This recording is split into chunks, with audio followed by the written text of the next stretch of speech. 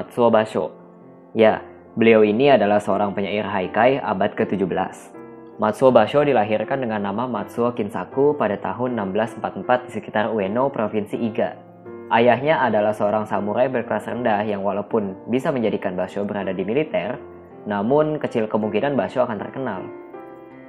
Meskipun kakek dan kakek buyutnya Basho termasuk ke dalam kelas samurai, namun pada waktu Basho, keluarganya sudah turun tingkatan menjadi petani dengan hanya memiliki ikatan yang lemah dengan kelas samurai.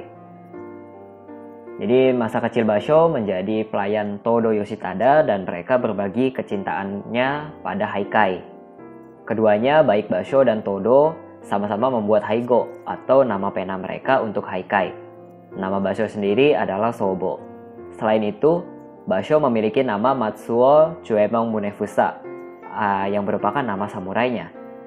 Pada tahun 1662, puisi pertama Basho diterbitkan. Kemudian pada tahun 1664, 2 dari hokkunya dicetak dalam kompilasi.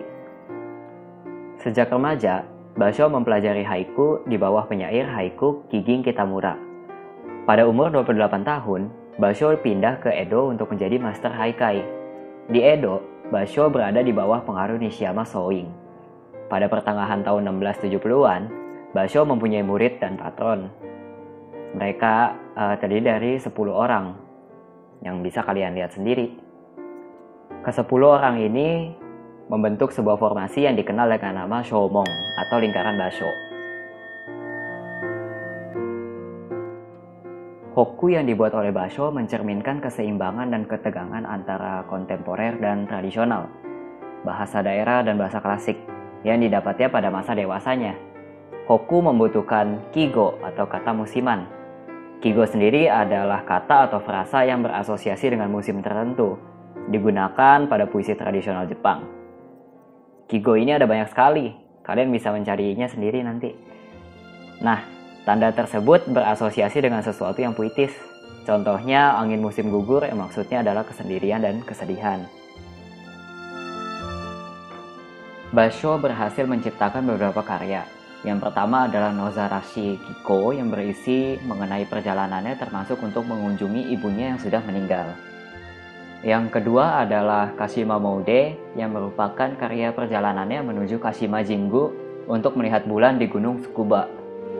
Kemudian yang ketiga ada Oinokobumi yang berisi perjalanannya dengan tujuan untuk menghadiri upacara peringatan kematian ayahnya. Keempat ada Sarashina Kiko yang berisi mengenai perjalanannya dengan tujuan untuk melihat bulan di musim gugur Uba Suteyama.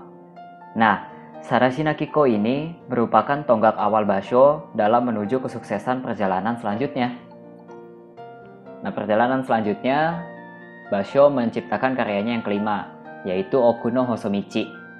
Okuno Hosomichi adalah karya yang ditulisnya pada tahun 1689.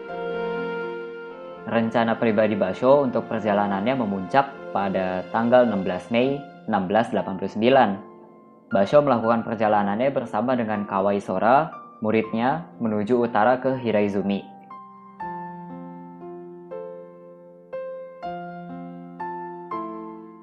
Kemudian ke bagian barat daerah tersebut dan kembali lagi melalui sepanjang garis pantai.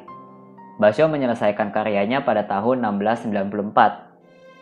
Dari semua karya Basho, Okuno Hosomichi adalah yang terbaik. Basho melakukan perjalanan selama sekitar 156 hari dengan menempuh jarak ribuan mil, yang sebagian besar dilaluinya dengan berjalan kaki. Tulisannya adalah campuran prosa dan syair dengan banyak mengambil referensi dari Confucius, Saigyo, dan puisi Tiongkok, bahkan Heike Monogatari. Karyanya membangkitkan semangat tabi. Tabi ini bukan sekedar jalan-jalan saja, tidak seperti Ryoko yang tujuannya bersenang-senang, tabi bertujuan untuk mencari perenungan dan dilaksanakan untuk mencari arti kehidupan. Inilah yang merupakan arti perjalanan yang ada pada orang Jepang. Kemudian, Okuno Hosomichi menurut Stephen D. Carter adalah arahan, semacam guidebook untuk memulai perjalanan. Sepanjang catatan, Basho memberikan arahan-arahan yang berguna bagi mereka yang ingin mengikuti jejaknya. Okuno Hosomichi adalah karya yang tidak ternilai di kesusastraan Jepang.